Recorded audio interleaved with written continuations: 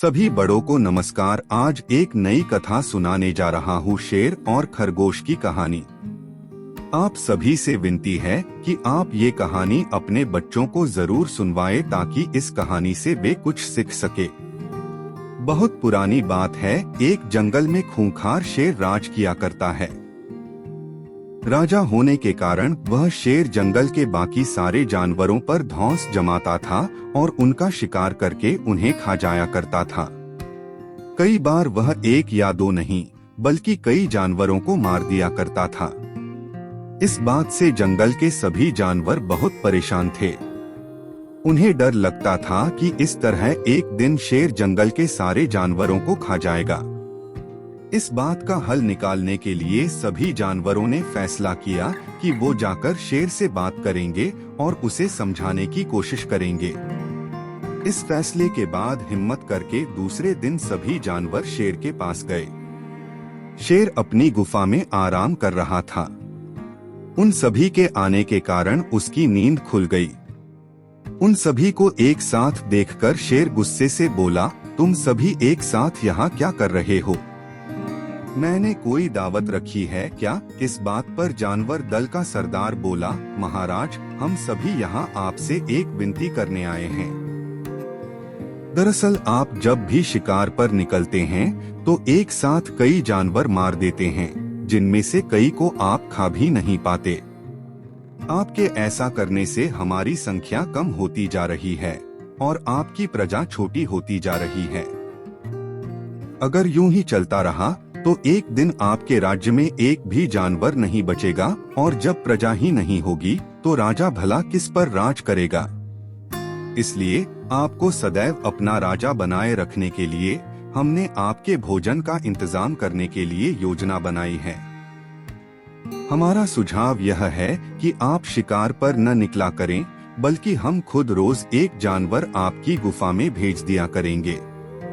इस तरह रोज आपका भोजन भी हो जाएगा, आपको मेहनत भी नहीं करनी पड़ेगी और आपकी प्रजा को भी राहत रहेगी। शेर को जानवरों की योजना सही लगी और उसने कहा, ठीक है, मुझे तुम्हारा सुझाव मंजूर है, लेकिन एक बात का ध्यान रखना। अगर किसी दिन मेरा भोजन आने में देर हुई या भोजन कम आया तो मैं जितने चाहूं उतने जानवरों को मार डालूंगा। जानवरों ने उसकी बात पर सहमति जताई और वापस अपने घर को लौट आए। उस दिन के बाद से हर रोज एक जानवर शेर की गुफा में पहुंच जाता और शेर उसे मारकर अपना भोजन बना लेता। यूं ही चलते चलते एक दिन खरगोश की बारी आई। वह बहुत छोटा था लेकिन चतुर भी था। उसने सोचा कि रोज शेर के हाथों एक जानवर मारा जाता है, यह तो गलत है। इस परेशानी का समाधान करने के लिए कोई चाल चलनी पड़ेगी। तभी उसके दिमाग में एक आइडिया आया। उम्मीद है आपको कहानी पसंद आ रही होगी। कृपा करके मेरी वीडियो को लाइक शेयर कर दे और मेरे चैनल को सब्सक्राइब कर दे। अब आगे की शेष कहानी सुनिए। वह धीरे धीरे घूमता फिरता शेर की गुफा तक पहुंचा। वहां पहुंचकर उसने देखा कि शेर गुस्से से आग बबूला हो रखा है। शेर ने जैसे ही खरगोश को देखा, उसका गुस्सा बढ़ गया और वह दहाड़कर बोला, तुम जरा से खरगोश मेरा पेट भरने आए हो और ऊपर से इतनी देरी से आए हो। पता है मुझे कितनी जोर से भूख लगी है। कहाँ मर गए थे और तुमसे मेरा पेट कैसे भरेगा? शेर को तिमिलाया हुआ देख खरगोश बोला, महाराज, मैं आपकी सेवा में अकेला नहीं आ रहा था, बल्कि मेरे साथ मेरे 5 साथी और भी थे। लेकिन मगर महाराज, रास्ते में हमें एक और शेर मिल गया जो हमें खाने की जिद करने लगा। वह मेरे साथियों को मारकर खा गया। मैं किसी तरह अपनी जान बचाकर यहाँ आया हूँ। यह सुनकर शेर और ज्यादा गुस्सा हो गया। वह बोला, एक और शेर?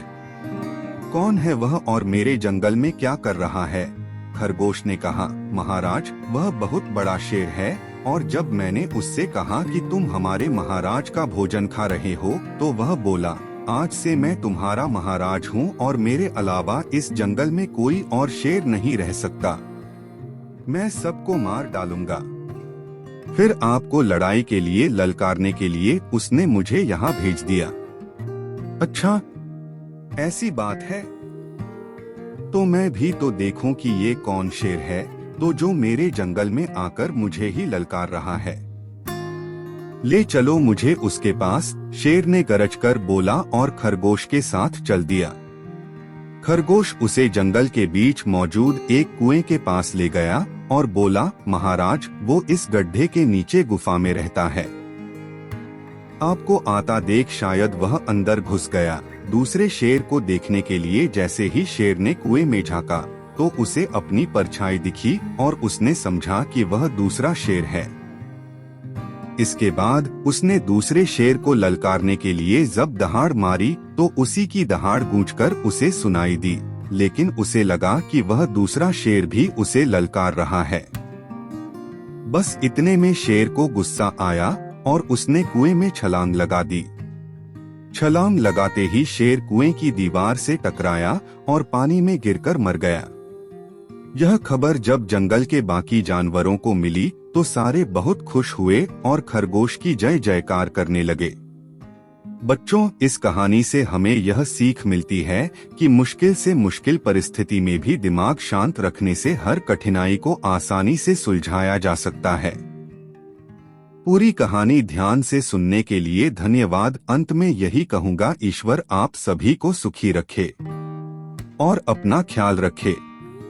उम्मीद है कि आपको यह कहानी पसंद आई होगी। आपका कोई भी सुझाव है तो मुझे कमेंट में कह सकते हैं। कृपा करके आप मेरे चैनल को सब्सक्राइब करें और मेरी वीडियो को लाइक करें ताकि मुझे धार्मिक वीडियो बनाने का हौसला मिलता रहे और आप सबका प्यार भी मिलता रहे। कृपा मेरे चैनल को सब्सक्राइब करें।